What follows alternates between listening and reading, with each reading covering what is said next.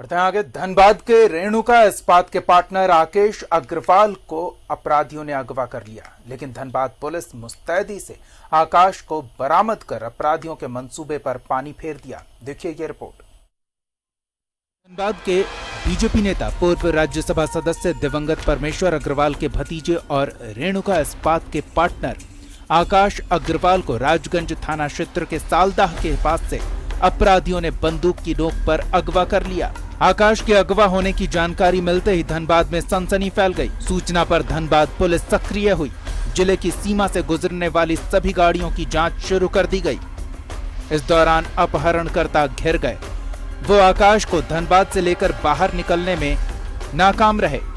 पकड़े जाने के डर से तोपचाची के पास आकाश को रिहा किया और फरार हो गए। पुलिस ने बताया कि पूछताछ की जा रही है और जैसे ही सुराग मिलता है अपहरणकर्ताओं को गिरफ्तार किया जाएगा। जो सूचनाएं मिलती रही तो उसके आधार पर हम लोगों ने कार्रवाई की और करीब 2.5-3 घंटे के भीतर में ही हमें पता चला कि तोपचाची थाना क्षेत्र में जो अज्ञात अपहरणकर्ता हैं उन लोगों ने उसको जो अपहरित है उसको छोड़ दिया है और वो एक पर्टिकुलर दिशा में भाग गए। अपहरित की बरामदगी हो गई है। अब बाकी जो मैटर इसमें क्या है और किस तरीके से और कहीं कोई और एंगल है क्या, तो सारी चीज़ों की हम लोग छानबीन कर रहे हैं और फिलहाल ये है कि लड़का सकुशल बरामद हो गया। इस दौरान बेटे के सकुशल बरामद होने की खबर सुनकर पिता महेंद्र अग्रवाल राजगंज थाना पहुंचे। बेटे को सकुशल देख वो भावुक हो गए। बाद में मीडिया से बात करते हुए उन्होंने पुलिस की कार्यशैली की सराहना की और बेटे के सकुशल बरामदगी के लिए धनबाद पुलिस को धन्यवाद दिया। मैं पुलिस की कार्रवाई पर संतुष्ट हूँ। उन्होंने मेहनत करके मेरा बच्चा को बरामद किया। हम धनबाद प्रशासन के ऊपर बहुत खुश और नाज, हमको उसके ऊपर नाज है जो मेरा बेटा सकुशल। धनबाद पुलिस ने राजगंज से अपहृत व्यवसायी आकाश अग्रवाल को महज 2 से 3 घंटे के अंदर बरामद कर लिया है। 10 लाख रुपए की फिरौती मांगी गई थी, लेकिन कोई फिरौती नहीं दी गई और पुलिस के बढ़ते हुए दबिश से सकुशल व्यवसायी की वापसी हो गई है। कैमरा पर्सन निकुंज के साथ राजकुमार जायसवाल, न्यूज़ 11 भारत। हमारे सहयोगी राजकुमार हमारे साथ जुड़े हुए हैं, सीधे उनका रुख करेंगे और उनसे जानेंगे कि पुलिस का दबाव इतना जबरदस्त था। सूचना मिलते ही पुलिस ने इतनी त्वरित कार्रवाई की कि अपराधियों को आकाश को बाहर लेकर जाने का, सीमा पार करने का मौका नहीं मिला और ये बड़ी कामयाबी रही पुलिस की। राजकुमार। बिल्कुल दीपक, जिस तरह से धनबाद में एक डीआईजी लेवल के अधिकारी को यहाँ पर एसएसपी बनाकर भेजा गया है, यहाँ के पोस्ट को अपग्रेड किया गया है, इसका फायदा अब दिखने लगा है। वो ऐसे कि जिस तरह से अपराधियों ने अपहरण की घटना को अंजाम दिया और वो धनबाद जिले से बाहर नहीं जा सके। जैसे ही पुलिस को इसकी सूचना मिली, पुलिस ने सबसे पहले तो जितने भी चौक चौराहे हैं सभी जगहों पर सघन वाहन जांच अभियान शुरू कर दिया और कहीं भी ऐसा जगह नहीं था जहां से कि अपराधी जिले से बाहर जा सकते थे।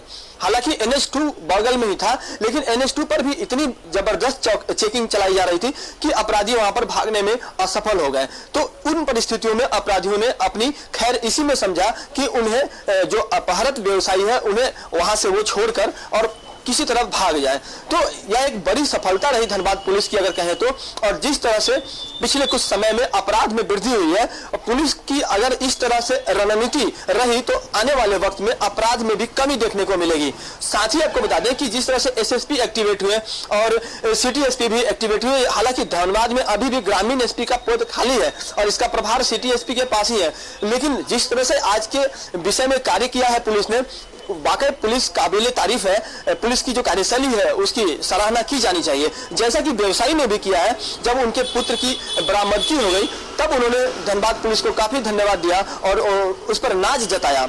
तो जिस तरह से अगर हम धनबाद में पिछले कुछ दिनों में जो घटनाएं घटी हैं, जिसमें कि सतीश सिंह हत्याकांड की अगर बात कर लें तो वहां पर भी पुलिस ने शूटरों को पकड़ने में सफलता अर्जित कर ली। हथियार बरामद हो गए, वो गाड़ियां बरामद हो गई जिससे कि शूटरों ने घटना को अंजाम दिया था।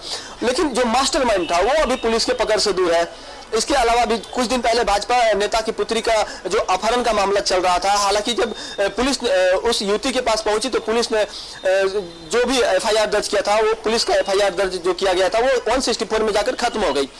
तो कहीं ना कहीं धनबाद पुलिस जिस तरह से अभी एक्टिव हुई है, इसी एक्टिव मोड में रहने की आवश्यकता है ताकि कोयलांचल में जो अपराध पांव पसारता है उसमें कमी आए। और सबसे अहम बात यह कि अभी दुर्गा पूजा का समय है। दुर्गा पूजा में प्रत्येक साल यह देखने को मिलता है कि जामताड़ा एवं अन्य जो आसपास के जिले हैं वहां के जो अपराधी गिरोह है वो न सिर्फ शहरी क्षेत्र में बल्कि ग्रामीण क्षेत्र में भी डकैती की घटना को अंजाम देते हैं और वहां पर पुलिस बहुत परेशान होती है, खासकर सीमावर्ती जो इलाके हैं वहां पर। तो पुलिस को एक बार फिर से एक नई रणनीति के तहत काम करने की आवश्यकता है, जैसा कि एसएसपी अभी कर रहे हैं। और अगर अच्छी रणनीति पर काम हुई तो जो बाहर के अपराधी हैं वो यहाँ पर आकर अपराध की घटना को अंजाम देकर बाहर नहीं जा सकेंगे, तो ऐसे में अपराध में कमी आएगी। अगर बात करें वाहन चोरी की तो धनबाद में वाहन चोरों की जो संख्या है वो भी आसपास के जिलों की वजह से बहुत अधिक है। वहां के अपराधी यहाँ पर आकर वाहन चुराते हैं और यहाँ से गाड़ियों को लेकर दूसरे जिले में चले जाते हैं। उसके बाद पुलिस यहाँ पर परेशान रहती है, खाक छानती रहती है और गाड़ियां नहीं मिलती है। लेकिन जैसे जैसे पुलिस की मजबूती देखने को मिल रही है, खासकर जो सीमावर्ती थाना क्षेत्र है, जैसे पूर्वी टुंडी थाना क्षेत्र हो गया, टुंडी का जो थाना क्षेत्र हो गया, इसके अलावा तोपचाची हो गया, और फिर अगर हम बात करें बागमारा इलाके का तो चंद्रपुरा से ठीक पहले जो भी थाना क्षेत्र है, उन तमाम जगहों पे जो भी जिले से बाहर निकलने के रास्ते हैं, अगर वहां पर पुलिस मुस्तैद दिखती है तो अपराधियों के जो मंसूबे हैं वो नाकाम हो जाते हैं और उनके जो हौसले हैं वो बढ़ नहीं पाते, वो पस्त होते हुए दिखते हैं। तो ऐसे में धनबाद पुलिस की जो रणनीति है वो कहीं ना कहीं अब एक बार फिर से रिवाइज हुई है। और वैसे परिस्थिति में जब कोरोना संक्रमण काल चल रहा है और यहाँ पर एक सीनियर पुलिस पदाधिकारी की नियुक्ति हुई है और कहीं ना कहीं जो एसएसपी है जिले के, उन्होंने बेहतर पुलिसिंग का मुजाहरा किया है यहाँ पर, और आने वाले वक्त में भी हम आशा करते हैं कि इस तरह की पुलिसिंग देखने को मिलेगी। जी दीपक। बिल्कुल राजकुमार, बने रहिए हमारे साथ। है तो पुलिस के लिए एक बड़ी चुनौती है किस तरह से आपराधिक गतिविधियों पर लगाम लगाया जाए, और पुलिस जो कार्रवाई कर रही है उससे ऐसा लग रहा है कि अब पूरा महकमा तत्परता से ऑर्गेनाइज्ड क्राइम के खात्मे की कवायद में जुट गया है।